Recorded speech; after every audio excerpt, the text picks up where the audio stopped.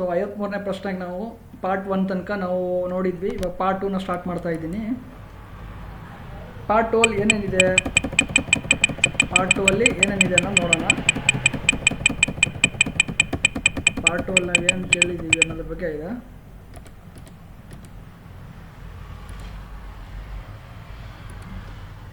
So 53ನೇ ನೋಡೋಣ. 53ನೇ ಪ್ರಶ್ನೆಗೆ ನೋಡಿದ್ವಿ. 53ನೇ ಪ್ರಶ್ನೆ, ಈ ಹೇಳಿಕೆ ಪರಿಗಣಿಸಿ ಸರಿಯಾದ ಉತ್ತರ 3 ಆಗುತ್ತದೆ. 2 ಹೇಳಿಕೆಗಳು ವೈಯಕ್ತಿಕವಾಗಿ ಸರಿಯಾಗಿ ಮತ್ತು 2ನೇ ಹೇಳಿಕೆಯು 1ನೇ ಹೇಳಿಕೆಗೆ ಸರಿಯಾದ ವಿವರಣೆ ಆಗುತ್ತದೆ. ಸೊ ಇಲ್ಲಿ ಯಾವುದೊಂದು ಕೇಳಿದರೆ ಆವಾಗಲೇ ಪ್ರಶ್ನೆ ಓದಿದ್ದೀನಿ ನಾನು. 53ರಲ್ಲಿ ಸರಿಯಾದ ಉತ್ತರ ಆಗುತ್ತೆ. 54ರಲ್ಲಿ ನೋಡೋಣ. ರೇಗೂರ್ ಮಣ್ಣು ಯಾವ ಬೆಳೆಯ ಕೃಷಿಗೆ ಸೂಕ್ತವಾಗಿದೆ? ರೇಗೂರ್ ಅನ್ನೋದು ಹತ್ತಿಗೆ ತುಂಬ ಸೂಕ್ತವಾಗಿದೆ. ನಾನು ಆಲ್ರೆಡಿ ನಮ್ಮದು ಇನ್ಸ್ಟಾಗ್ರಾಮ್ ಚಾನಲಲ್ಲಿ ನಾವೆಲ್ಲ ಅಪ್ಲೋಡ್ ಮಾಡ್ತಾ ಇದ್ದೀವಿ. ನೀವು ಅಲ್ಲಿ ನೋಡಿದ್ರೆ ತುಂಬ ಪ್ರಶ್ನೆಗಳೆಲ್ಲ ನಮ್ಮ ಇನ್ಸ್ಟಾಗ್ರಾಮಲ್ಲಿ, ಅಂದರೆ ಕಾಂಪಿಟೇಟಿವ್ ಕರ್ನಾಟಕ ಇನ್ಸ್ಟಾಗ್ರಾಮ್ ಚಾನಲ್ ಇದೆಯಲ್ಲ ನಮ್ಮದು, ಎಲ್ಲಿ ಇನ್ಸ್ಟಾಗ್ರಾಮಲ್ಲಿ ಇದ್ದೇವೆ, ಅಲ್ಲಿ ನೀವು ಹೋಗಿ ನೋಡಿ. ನಾವು ತುಂಬ ಇಲ್ಲಿ ಹಾಕಿರೋ ಟಫ್ ಕ್ವಶನ್ಸ್ ಎಲ್ಲ ನಮ್ಮದು ಪೇಜಿಂದನೇ ಬಂದಿರೋದಾಗಿರುತ್ತದೆ. ಸೊ ಇದನ್ನು ನಿಮ್ಮ ಗೆಳೆಯರಿಗೂ ತಿಳಿಸಿ ನೀವು ಅದರಿಂದ ಉಪಯೋಗ ತೆಗೆದುಕೊಳ್ಳಿ ಅಂತ ಹೇಳ್ತೀನಿ. ಸೊ 55ನೇ ಪ್ರಶ್ನೆ ನೋಡೋಣ. ರಾಷ್ಟ್ರೀಯ ಉದ್ಯಾನವನ ಹಾಗೂ ವನ್ಯಜೀವಿ ಧಾಮ ರಾಜ್ಯಗಳು ಅಂತ ಕೇಳಿದ್ದಾರೆ. ಸೊ ನೋಡಿ, ಏದು ಕನ್ವಾ ರಾಷ್ಟ್ರೀಯ ಉದ್ಯಾನವನ ಯಾವ ರಾಜ್ಯದಲ್ಲಿ ಬರುತ್ತದೆ ಅಂದರೆ ಮಧ್ಯಪ್ರದೇಶಲ್ಲಿ ಬರ್ತದೆ. ಕಾಂಜಿರಂಗ್ ರಾಷ್ಟ್ರೀಯ ಉದ್ಯಾನವನ ಎಲ್ಲಿ ಬರ್ತದೆ ಅಂದ್ರೆ ಅಸ್ಸಾಮಲ್ಲಿ ಬರ್ತೈತಿ. ನಾಗರಹೊಳೆ ಕರ್ನಾಟಕ. ಚಂದ್ರಪ್ರಭಾ ಎಲ್ಲಿ ಬರುತ್ತದೆ ಅಂದರೆ ಉತ್ತರ ಪ್ರದೇಶ. ಸೊ ಸರಿಯಾದ ಆಯ್ಕೆ ಏನಾಗುತ್ತದೆ ಅಂದರೆ 4th one. ಸೊ 55ನೇದು ಹೊಂದಿಸಿ ಬರೆದೀವಿ. ಸೊ 56ನೇ ಪ್ರಶ್ನೆ ನೋಡೋಣ. 56ನೇ ಪ್ರಶ್ನೆ ಹೀಗಿದೆ. ಮಳೆಯ ದಿನದಂದು ನೀರಿನ ಮೇಲಿರುವ ಎಣ್ಣೆಯ ಫಿಲಮ್ಗಳು ಅಂದರೆ ಬಿಂದುಗಳು ಅದ್ಭುತವಾದ ಬಣ್ಣ ತೋರಿಸಲು ಕಾರಣ ಅಂತ ಕೇಳಿದ್ದಾರೆ. ಸೊ ಇಲ್ಲಿ ಸರಿಯಾದ ಉತ್ತರ ಹಸ್ತಕ್ಷೇಪ. ಏನು? ಹಸ್ತಕ್ಷೇಪ ಸರಿಯಾದ ಉತ್ತರ ಆಗುತ್ತದೆ. ಇಲ್ಲಿ ದ್ರವೀಕರಣ ಆಗಲ್ಲ, ಪ್ರಸರಣ ಆಗಲ್ಲ, ವರ್ತನೆ ಆಗಲ್ಲ, ಹಸ್ತಕ್ಷೇಪ ಆಗ್ತದೆ. 56ನೇ ಪ್ರಶ್ನೆ. 57ನೇ ಪ್ರಶ್ನೆ ನೋಡೋಣ. ಸರಳ ಲೋಕದ ಅವಧಿಯನ್ನು ದ್ವಿಗುಣಗೊಳಿಸುವ ಸಲುವಾಗಿ ದ್ವಾರದ ಉದ್ದವು ಹೇಗಿರಬೇಕು? 4 ಪಟ್ಟಾಗಿರಬೇಕು. 58ನೇ ನೋಡೋಣ. ಪ್ರಾಜೆಕ್ಟ್ ಎಲಿಫೆಂಟ್ ಯಾವ ವರ್ಷದಲ್ಲಿ ಜಾರಿಗೆ ಬಂತು? ತುಂಬ ಸತಿ ನಮ್ಮ ಪೇಜಲ್ಲಿ ನಾವು ಇದನ್ನು ಅಪ್ಲೋಡ್ ಮಾಡಿದ್ದೀವಿ. ಸರಿಯಾದ ಉತ್ತರ 1991 ಮತ್ತು 92. 59ನೇ ನೋಡೋಣ. ಈ ಕೆಳಗಿನ ಹುಲಿ ಸಂರಕ್ಷಣಾಲಯ ಮತ್ತು ರಾಜ್ಯಗಳಲ್ಲಿ ಯಾವುದು ಸರಿಯಾಗಿ ಹೊಂದಿಕೆ ಆಗಿದೆ? ತುಂಬ ಈ ಸತಿ FDA ಪೇಪರ್ ಸ್ವಲ್ಪ ಟಫ್ ಆಗಿದೆ ಅಂತ ಎಲ್ರಿಗೂ ಗೊತ್ತಿದೆ.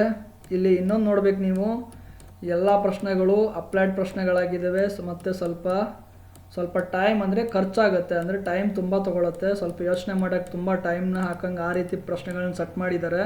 ಸ್ವಲ್ಪ ಬುದ್ಧಿವಂತರಾಗಿ ಚಾಣಾಕ್ಷದಿಂದ ನೀವು ಸಮಯ ಪ್ರಜ್ಞೆಯಿಂದ ಎಲ್ಲ ಪೇಪರ್ನ ಎಲ್ಲ ಪ್ರಶ್ನೆಗೂ ಉತ್ತರ ಕೊಡಬೇಕಾಗುತ್ತೆ. ಅಷ್ಟು ಆ ರೀತಿ ಈ ಒಂದು ಪೇಪರ್ನ ತೆಗೆದಿದ್ದಾರೆ. ಸೊ 59ನೇ ಸರಿಯಾದ ಉತ್ತರ ಜೇಮ್ ಕಾರ್ಬೆಟ್ ಮತ್ತು ಉತ್ತರಾಖಂಡದ ಆಗುತ್ತದೆ. ಸರಿಯಾದ ಹುಲಿ ಸಂರಕ್ಷಣಾ ಯಾವುದಂದರೆ ಇದು ಹುಲಿ ರಕ್ಷಣಾ ಕಾಯ್ದೆಯಲ್ಲಿ ಅಲ್ಲೇ ಬರೋದು, ಜೇಮ್ ಕಾರ್ಬೆಟ್ನಾಗ ಬರುತ್ತೆ. 60ನೇ ಪ್ರಶ್ನೆ ನೋಡೋಣ. ಭೂಮಿ ಮತ್ತು ಸೂರ್ಯನ ನಡುವಿನ ಸರಾಸರಿ ಅಂತರವನ್ನು ಡ್ಯಾಶ್ ಎಂದು ಕರೆಯುತ್ತಾರೆ? ಆಸ್ಟ್ರೋನಾಮಿಕಲ್ ಯೂನಿಟ್ ಅಂತ ಕರೀತಾರೆ. ಇಲ್ಲೇ ಹೇಳುತ್ತೆ, ಅದೇ ಹೇಳುತ್ತೆ. ಅಸ್ಟ್ರೋ ಅಂದರೆ ಅಸ್ಟ್ರೋನೋಟ್ ಅಂದರೆ that will be in space. So ಅದರಿಂದ ಸ್ಪೇಸ್ ಗೀಸ್ ಎಲ್ಲ ಅಂದ್ಬಿಟ್ರೆ ಭೂಮಿ ಸೂರ್ಯ ನಡುವೆ ಸ್ಪೇಸ್ ಬರುತ್ತೆ. ಸೊ ಅದರಿಂದ ಗೆಸ್ ಮಾಡೋ ಹಾಕ್ಬೋದು. ಸೊ ಇದಾಗುತ್ತೆ. ಏನಂತ ಕೇಳಿದ್ದಾರೆ? ಅಂತರವನ್ನು ಡ್ಯಾಶ್ ಅಂತ ಕರೀತಾರೆ ಅಂತ ಕೇಳಿದ್ದಾರೆ. ಆಸ್ಟ್ರೋನಾಮಿಕಲ್ ಯೂನಿಟ್ ಅಂತ ಕರೀತಾರೆ, ಅಷ್ಟೇ, ಸಿಂಪಲ್ ಅದು. 61ನೇದು ನೋಡೋಣ. ಆಪ್ಟಿಕಲ್ ಫೈಬರ್ ಅಂದರೆ ದ್ಯುತಿತಂತಿ ಸಂವಹನದ ತತ್ವವೇನು ಅಂದರೆ ಒಟ್ಟು ಆಂತರಿಕ ಪ್ರತಿಫಲನ. ನಿಮ್ಗೆ ಗೊತ್ತಾ ಆಪ್ಟಿಕಲ್ ಫೈಬರ್ಸ್ ಅಂದರೆ ಏನು ಗೊತ್ತಾ? ಆಪ್ಟಿಕಲ್ ಫೈಬರ್ಸ್ ಅಂದರೆ ಒಂಥರ ವೈರ್ ಸಿಸ್ಟಮ್ ಇರುತ್ತೆ ಒಳಗಡೆ. ಇದೊಂದು ವೈರ್ ಅಂದ್ಕೊಳ್ಳಿ, ಇದೊಂದು ವೈರ್ ಅಂದ್ಕೊಳ್ಳಿ, ಇದಿಷ್ಟೆಲ್ಲ ವೈರ್ ಇದೆ ಅಂದ್ಕೊಳ್ಳಿ. ಇದೆಲ್ಲ ವೈರ್ಗಳಿದಾವಲ್ಲ, ಈ ವೈರ್ಗಳಲ್ಲಿ ಈ ರೀತಿ ಚಿಕ್ಕದಂದರೆ ಅತ್ಯಂತ ಚಿಕ್ಕದು ಏನಿರುತ್ತೆ ಅಂದರೆ ವೈರ್ಸ್ಗಳಿರುತ್ತೆ. ಇದರೆಲ್ಲ ಆಪ್ಟಿಕಲ್ ಫೈಬರ್ ಅಂದರೆ ಇದರಲ್ಲಿ ಈ ತಂತುಗಳಲ್ಲಿ ಬೆಳಕಿನ ಅಂದರೆ ಯಾವುದೇ ಒಂದು ವಿದ್ಯುತ್ ಶಕ್ತಿ ಆಗಲಿ ಯಾವುದೋ ಒಂದು ಶಕ್ತಿನ ನಾವು ಬೆಳಕಿನ ರೂಪದಲ್ಲಿ ಆಪ್ಟಿಕಲ್ ಫೈಬರ್ ರೂಪದಲ್ಲಿ ಬೆಳಕು ಬಿಡ್ತೀವಿ. ಆ ಚಿಕ್ಕ ವೈರ್ಗಳಲ್ಲಿ ಅಂದರೆ ಚಿಕ್ಕ ತಂತು ಇರ್ತಾವಲ್ಲ, ತಂತಿ ಅಥವಾ ತಂತುಗಳಿರ್ತಾವೆ, ಅದರಲ್ಲಿ ನಾವು ಬೆಳಕನ್ನು ಹಾಯಿಸಿ ಒಂದು ಶಕ್ತಿನ ಇನ್ನೊಂದು ಕಡೆ ಶಕ್ತಿನ ಬೆಳಕಿನ ರೂಪದಲ್ಲಿ ಕಳಿಸೋದಕ್ಕೆ ಆಪ್ಟಿಕಲ್ ಫೈಬರ್ಸ್ ಅಂತೀವಿ. ಸೊ ಒಟ್ಟು ಆಂತರಿಕ ಪ್ರತಿಫಲನ ಅಂತ ಸರಿಯಾದ ಉತ್ತರ. 62ನೇ ಪ್ರಶ್ನೆ ನೋಡೋಣ. ಲೋಹಗಳಲ್ಲಿ ವಿದ್ಯುತ್ ಪ್ರವಾಹವು ಈ ಕೆಳಕಂಡ ಕಾರಣಗಳಿಂದ ಉಂಟಾಗುತ್ತದೆ. ಲೋಹಗಳಿನ ಮುಕ್ತ ಎಲೆಕ್ಟ್ರಾನ್ಗಳಿಂದ ಆಗುತ್ತದೆ ಅಂತ ಸರಿಯಾದ ಉತ್ತರ. ಕೆಳಗೆ ನೋಡೋಕ್ಕೆ ಹೋಗ್ಬೇಡಿ, ಅಲ್ಲೇ ಗೊತ್ತಾಗ್ಬಿಡುತ್ತೆ. ಹಾಲು ಒಂದು ಎಮ್ಮು ಮಾಲ್ಟನ್ ಅಂತ ಸರಿಯಾದ ಉತ್ತರ. ಗನ್ಸಾಲ್ಸ್ ಆಗಲ್ಲ, ಸಾಲ್ ಆಗಲ್ಲ, ಜೈಲ್ ಆಗಲ್ಲ, ಇವೆಲ್ಲ ಕೇಳೂ ಇಲ್ಲ ನಾನು. ಸೊ ಸರಿಯಾದ ಉತ್ತರ ಎಮಲ್ಜನ್ ಅಂತ ಆಗಿದೆ. 64ನೇ ಪ್ರಶ್ನೆ ನೋಡೋಣ. ಟೈರ್ಗಳನ್ನು ಸಿದ್ಧಗೊಳಿಸಲು ಈ ಕೆಳಕಂಡ ಯಾವ ವಿಧಾನವನ್ನು ಅನುಸರಿಸಲಾಗುವುದು ಅಂತ ಕೇಳಿದ್ದಾರೆ. ವೊಲಾನೈಸೇಷನ್ಸ್ ಸರಿಯಾದ ಉತ್ತರ. 65ನೇದು ಚಂಡಮಾರುತದಲ್ಲಿ ಚಾವಣಿಗಳು ಹಾರಿ ಹೋಗುವುದಕ್ಕೆ ಕಾರಣ ಅಂತ ಕೇಳಿದ್ದಾರೆ. ಮೇಲ್ಛಾವಣೆಯ ಮೇಲಿನ ಹೆಚ್ಚಿನ ಗಾಳಿಯ ವೇಗ ಮತ್ತು ಮೇಲ್ಛಾವಣೆ ಮೇಲೆ ಕಡಿಮೆ ಒತ್ತಡದಿಂದ ಅಂತ ಸರಿಯಾದ ಉತ್ತರ. 66ನೇ ಪ್ರಶ್ನೆ ನೋಡೋಣ. ಈ ಕೆಳಗಿನ ಯಾವುದು ಅತಿಯಾದ ಸ್ಥಿತಿಸ್ಥಾಪಕ ವಸ್ತುವಾಗಿದೆ? ರಬ್ಬರ್ ಒಂದು ಅತ್ಯಂತ ಸ್ಥಿತಿಸ್ಥಾಪಕ ವಸ್ತು, ನೆನಪಿರಲಿ ವಿದ್ಯಾರ್ಥಿಗಳೇ, ಅದು. 67ನೇ ಪ್ರಶ್ನೆ ನೋಡೋಣ. ಗ್ರಹಗಳ ಚಲನೆಯ ಅವಧಿಯನ್ನು ಯಾವ ನಿಯಮವನ್ನು ತಿಳಿಸುತ್ತದೆ? ಕೆಪ್ಲರ್ನ 3ನೇ ನಿಯಮ ತಿಳಿಸ್ತದ ಏನೋ ತಮ್ಮಗಳೇ. ಇದು ಗ್ರಹಗಳ ಚಲನೆಯ ಅವಧಿಯನ್ನು ಯಾವ ಒಂದು ನಿಯಮ ತಿಳಿಸ್ತದ? ಕೆಪ್ಲರ್ನ ನಿಯಮ. ಕೆಪ್ಲರ್ನ ಅದನ್ನು 3ನೇ ನಿಯಮ ಚಲನವಲನಗಳ ಬಗ್ಗೆ ತಿಳಿಸ್ತದ. ಚಲನದ ಮತ್ತು ಅವಧಿ ಅದ್ರ ಬಗ್ಗೆ ತಿಳಿಸ್ತದ. 68ನೇ ನೋಡೋಣ. 68ನೇ ಪ್ರಶ್ನೆ ಏನಿದೆ? ಎಲ್ಫಿನ್ಸ್ಟೋನ್ ಡ್ಯಾಶ್ ಪ್ರಾಂತದ ರಾಜ್ಯಪಾಲರಾಗಿದ್ದರು ಅಂತ ಕೇಳಿದೆ. ಬಾಂಬೆದ ರಾಜ್ಯಪಾಲರಾಗಿದ್ದರು. ಯಾರು? ಎಲ್ಫಿನ್ಸ್ಟೋನ್ ರವರು ಯಾವ ರಾಜ್ಯದ? ಬಾಂಬೆ ಪ್ರಾಂತದ ರಾಜ್ಯಪಾಲರಾಗಿದ್ದರು. ಸರಿಯಾದ ಉತ್ತರ ಬಾಂಬೆ. ಯಾರು? ಎಲ್ಫಿನ್ ಸ್ಟೋನ್. 69ನೇ ನೋಡೋಣ. ಈ ಕೆಳಗಿನ ಯಾವುದರಲ್ಲಿ ಅಫ್ಲಾಟಾಕ್ಸಿನ್ ಉತ್ಪತ್ತಿ ಆಗುತ್ತದೆ ಅಂತ ಕೇಳಿದರೆ ಶಿಲೀಂಧ್ರಗಳಲ್ಲಿ ಉತ್ಪತ್ತಿ ಆಗುತ್ತದೆ. 70ನೇ ಪ್ರಶ್ನೆ ನೋಡೋಣ. ಈ ಕೆಳಗಿನವುಗಳಲ್ಲಿ ಯಾವುದು ಹಾವಾಸೆ ಅಂದರೆ ಬ್ರಯೋಫೈಟ್ ಆಗಿದೆ? ಅಂದರೆ ಬೋಗೋಮೋನೋಸ್ ಒಂದು ಹಾವಾಸೆ ಪ್ರಭೇದದಲ್ಲಿ ಬರುತ್ತದೆ. 71ನೇ ಪ್ರಶ್ನೆ ನೋಡೋಣ. ಅನಾವೃತ ಬೀಜ ಸಸ್ಯಗಳಲ್ಲಿ ಹಣ್ಣುಗಳು ಇರುವುದಿಲ್ಲ, ಏಕೆಂದರೆ ಅವು ಈ ಕೆಳಗಿನವುಗಳಲ್ಲಿ ಒಂದನ್ನು ಹೊಂದಿರುವುದಿಲ್ಲ. ಅಂಡಾಶಯ. ಸರಿಯಾದ ಉತ್ತರ ಅಂಡಾಶಯ. 72ನೇ ಪ್ರಶ್ನೆ.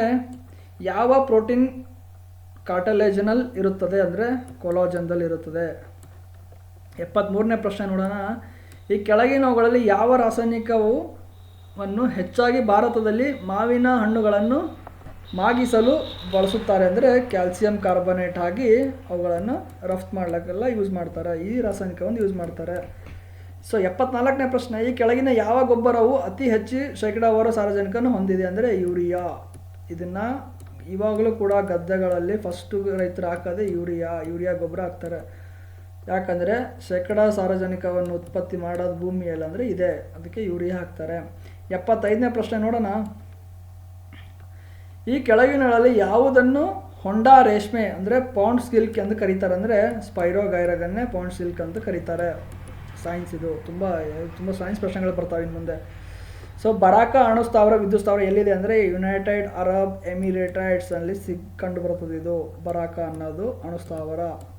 ಈ ಅಣುಸ್ಥಾವರದ ವಿಶೇಷತೆ ತುಂಬ ಸತಿ ನಾವು ಡಿಸ್ಕಸ್ ಮಾಡಿದ್ದೀವಿ. ಕಮೆಂಟ್ ಮಾಡಿ ಬರಾಕದ ಅಣುಸ್ಥಾವರದ ವಿಶೇಷತೆ ಏನು ಅಂತ ಅನ್ನೋದು ಆನ್ಸರ್ ಒಂದೇ ಒಂದು ಶಬ್ದದಲ್ಲಿ ಕಮೆಂಟ್ ಮಾಡಿ, ಕಮೆಂಟ್ ಸೆಕ್ಷನಲ್ಲಿ ಮಾಡಿ. 77ನೇ ಪ್ರಶ್ನೆ ನೋಡೋಣ. ಮಾನವನಲ್ಲಿ ಅಯೋಡಿನ್ ಕೊರತೆ ಯಾವ ಕಾಯಿಲೆಯಿಂದ ಉಂಟಾಗುತ್ತದೆ? ಗಯೋಟರ್ ಅಥವಾ ಗಳಗಂಡ ರೋಗ ಅಂತೀವಲ್ಲ, ಅದೇ ಇದು. ಅಯೋಡಿನ್ ಕೊರತೆಯಿಂದ ಗಯಟರ್ ರೋಗ ಅಥವಾ ಗಳಗಂಡ ರೋಗ ಬರುತ್ತದೆ. ಅದೇ 77ನೇ ಪ್ರಶ್ನೆಗೆ ಉತ್ತರ. 78ನೇ ಪ್ರಶ್ನೆ ನೋಡೋಣ. ಎರಡು ಜೀವಕೋಶಗಳ ಮಧ್ಯೆ ಸಂಪರ್ಕ ಕಲ್ಪಿಸುವ ಭಾಗವನ್ನು ಡೈಸ್ಮೋಸೋಸ್ ಅಂತ ಕರಿತೀವಿ. ಇದು ತುಂಬ ಡೀಪ್ ಆಗಿರೋ ಕ್ವಶನ್ಸು. ಯಾವುದು? 78ನೇ ಕ್ವಶನ್ ಸಂಪರ್ಕ ಕೇಳಿದ್ದಾನೆ. ಸರಿಯಾದ ಉತ್ತರ ಫೋರ್ತ್ ಒನ್ ಏನು? ಡಸ್ಮೋಸಸ್ ಅಂತ. ಸೊ 79ನೇ ಪ್ರಶ್ನೆ ಹೀಗಿದೆ.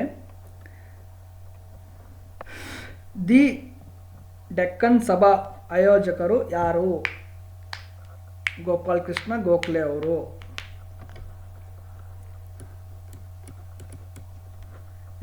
80ನೇ ಪ್ರಶ್ನೆ ನೋಡೋಣ. ವೈರಸ್ ಮುಕ್ತ ಸಸ್ಯಗಳನ್ನು ಪಡೆಯಲು ಈ ಕೆಳಗಿನ ಯಾವ ತಂತ್ರಕ್ಕೆ ಪಾಶ್ಚಾತ್ಯ ಕೊಡಲಾಗುತ್ತದೆ? ಸರಿಯಾದ ಉತ್ತರ ಕಾಂತದ ತುದಿಯ ಕಲ್ಟರ್.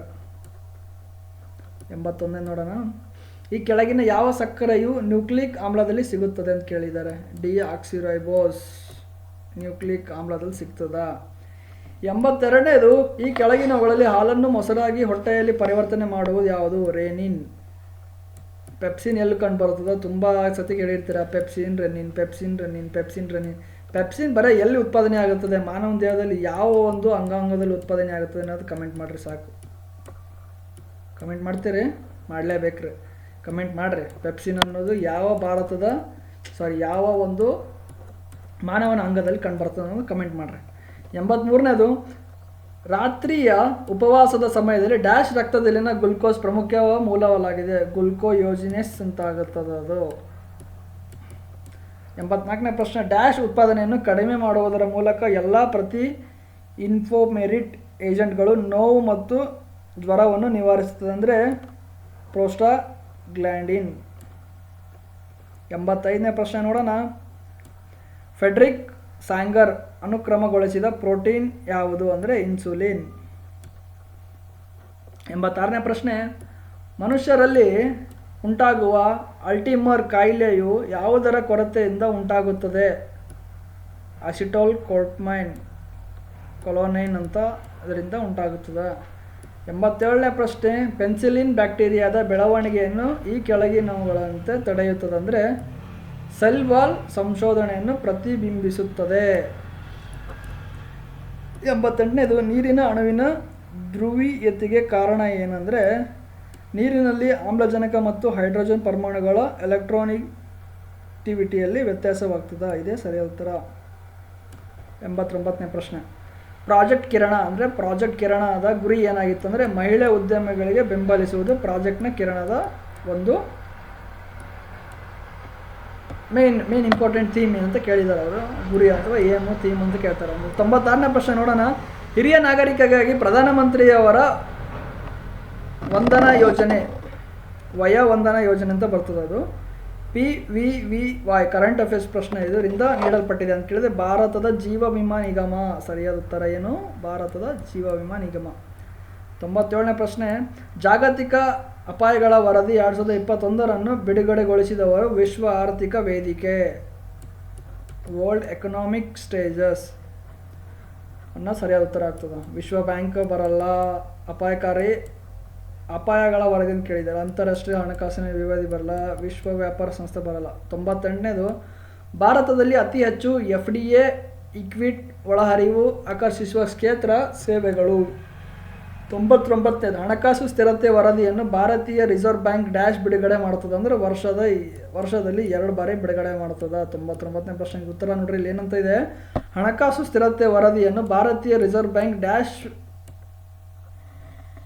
ಅಂದರೆ ರಿಸರ್ವ್ ಬ್ಯಾಂಕ್ ವರ್ಷದಲ್ಲಿ 2 ಬಾರಿ ಬಿಡುಗಡೆ ಮಾಡ್ತದೆ. 100ನೇ ಪ್ರಶ್ನೆ. ವಿಶ್ವಸಂಸ್ಥೆಯ ಕೊನೆಯ ಪ್ರಶ್ನೆ. 100ನೇ ಪ್ರಶ್ನೆ. ವಿಶ್ವಸಂಸ್ಥೆಯ ಹೂಡಿಕೆ ಪ್ರಚಾರ UNIPA ಪ್ರಶಸ್ತಿ 2020 ಯಾರಿಗೆ ನೀಡಲಾಯಿತು ಅಂದರೆ ಇನ್ಸ್ಟಂಟ್ ಇಂಡಿಯಾ ಅನ್ನೋರಿಗೆ ನೀಡಲಾಯಿತು. ಸರಿಯಾದ ಉತ್ತರ ಇದು B 1ನೇದು A. ಸೊ ಇದಾಗಿತ್ತು FDA 28ನೇ ತಾರೀಕು ಫೆಬ್ರವರಿ 28ನೇ ತಾರೀಕು 2021 ನಡೆದ ಪ್ರಶ್ನೆ ಪತ್ರಿಕೆ ಕೀ ಆನ್ಸರ್ಸ್ಗಳು ಇದಾಗುತ್ತದೆ. ನಿಮ್ಗೆ ಇನ್ನೂ ಏನಾದರೂ ಡೌಟ್ ಇದ್ದರೆ, ಇನ್ನೂ ಏನಾದ್ರು ಜಾಸ್ತಿ ಎಕ್ಸ್ಪ್ಲನೇಷನ್ ಬೇಕಾಗಿದ್ದರೆ, ಅಥವಾ ನಾನು ಇನ್ನೂ ಹೇಳಿದ್ರೆ ಏನಾದರೂ ನಿಮ್ಗೆ ಏನಾದರೂ ಸಜೆಷನ್ಸ್ ಕೊಡಬೇಕಿತ್ತಂದರೆ ಅಥವಾ ಕಮೆಂಟ್ ಮಾಡಬೇಕಿತ್ತಂದರೆ ಎಲ್ಲ ಕಮೆಂಟ್ ಬಾಕ್ಸಲ್ಲಿ ಕಮೆಂಟ್ ಮಾಡಿ. ನಾವೆಲ್ಲ ಕಮೆಂಟ್ನ ಓದ್ತೀವಿ, ಎಲ್ಲದಕ್ಕೂ ರಿಪ್ಲೈ ಮಾಡ್ತೀವಿ. ಪ್ಲಸ್ ಇನ್ನೊಂದು ಏನಂದರೆ ಎಲ್ಲ ರೀತಿಯ ಮಾಹಿತಿಗಳನ್ನು ನಿಮಗೆ ಮುಂಬರುವ ದಿನಗಳಲ್ಲಿ ನಾವು ಹೊತ್ತು ತರ್ತೀವಿ. ನಿಮಗೆ ನಿಮ್ಮ ಯಶಸ್ಸು ನಮ್ಮ ಯಶಸ್ಸಿದ್ದಾಗೆ ನಿಮ್ಮನ್ನು ನಾವು ಎಲ್ಲ ವಿದ್ಯಾರ್ಥಿಗಳಿಗೆ ನಾವು ಎಲ್ಲ ರೀತಿಯ ಇನ್ಫಾರ್ಮೇಷನ್ಸ್ನ ಮುಂಬರುವ ದಿನಗಳಲ್ಲಿ ಕರೆಂಟ್ GK ಅಪ್ಡೇಟ್ಸ್ ಎಲ್ಲ ಎಕ್ಸಾಮ್ಸ್ಗೂ ಹೆಲ್ಪ್ ಆಗೋ ರೀತಿ ಕರೆಂಟ್ ಅಪ್ಡೇಟ್ಗಳನ್ನು ನಾವು ರೆಡಿ ಮಾಡ್ತಾ ಇದ್ವಿ. ಮುಂಬರುವ ದಿನಗಳಲ್ಲಿ ನಾವು ಇನ್ನೂ ರೀತಿಯ ಹೆಚ್ಚಿನ ಮಾಹಿತಿಗಳೊಂದಿಗೆ ನಿಮ್ಮೊಂದಿಗೆ ಬರ್ತೀವಿ. ಈ ವಿಡಿಯೋ ನಿಮಗೆ ಇಷ್ಟ ಆದಲ್ಲಿ ಲೈಕ್ ಮಾಡಿ, ಕಮೆಂಟ್ ಮಾಡಿ ಮತ್ತು ನಿಮ್ಮ ಗೆಳೆಯರೊಂದಿಗೆ ಹಂಚಿಕೊಳ್ಳಿ ಈ ವಿಡಿಯೋನ. ಎಲ್ರಿಗೂ ಧನ್ಯವಾದಗಳು. ಮತ್ತೆ ಮುಂದಿನ ವಿಡಿಯೋದಲ್ಲಿ ಸಿಗ್ತೀನಿ. ಧನ್ಯವಾದಗಳು. Thank you. ಹಾಗೆ ಇನ್ನೊಂದು ನಾವು ಅದೇ ರೀತಿ ಹೇಳುವಾಗೆ ನಾವು ಇನ್ಸ್ಟಾಗ್ರಾಮಲ್ಲಿ ಈಗ ಎಷ್ಟು ಚರ್ಚೆ ಮಾಡಿದ್ದೀವಲ್ಲ ಎಲ್ಲ ಪ್ರಶ್ನೆಗಳು ನಾವು ನಮ್ಮ ಇನ್ಸ್ಟಾಗ್ರಾಮ್ ಪೇಜ್ನ ಒಂದು ಸತಿ ತೆಗೆದು ನೋಡಿ, ಕಾಂಪಿಟೇಟಿವ್ ಕರ್ನಾಟಕ ಅನ್ನೋ ಇನ್ಸ್ಟಾಗ್ರಾಮ್ ಪೇಜ್ನ ತೆಗೆದು ನೋಡಿ. ಎಲ್ಲ ಪ್ರಶ್ನೆಗಳು ರಿಪೀಟ್ ಆಗಿದ್ದಾವೆ, ಎಲ್ಲ ಪ್ರಶ್ನೆಗಳೇನಾಗಿದ್ದಾವೆ ರಿಪೀಟ್ ಆಗಿದ್ದಾವೆ. So you should go visit and follow our pages. So then only you will get to know our page value. So follow ಮಾಡಿ ನಮ್ಮನ್ನು ಇನ್ಸ್ಟಾಗ್ರಾಮಲ್ಲಿ. ನಾವೆಲ್ಲ ಪ್ರತಿದಿನ ಅಪ್ಡೇಟ್ ಮಾಡ್ತಾ ಇದ್ದೀವಿ. ನೀವು ನಮ್ಮ ಪೇಜ್ನ ಅಷ್ಟೇ ಓದ್ಕೊಂಡು ಹೋದರೂ ನಿಮಗೆ ಎಲ್ಲ ರೀತಿಯ ಸಬ್ಜೆಕ್ಟ್ಗಳು ಕವರ್ ಆಗುತ್ತೆ. ಧನ್ಯವಾದಗಳು.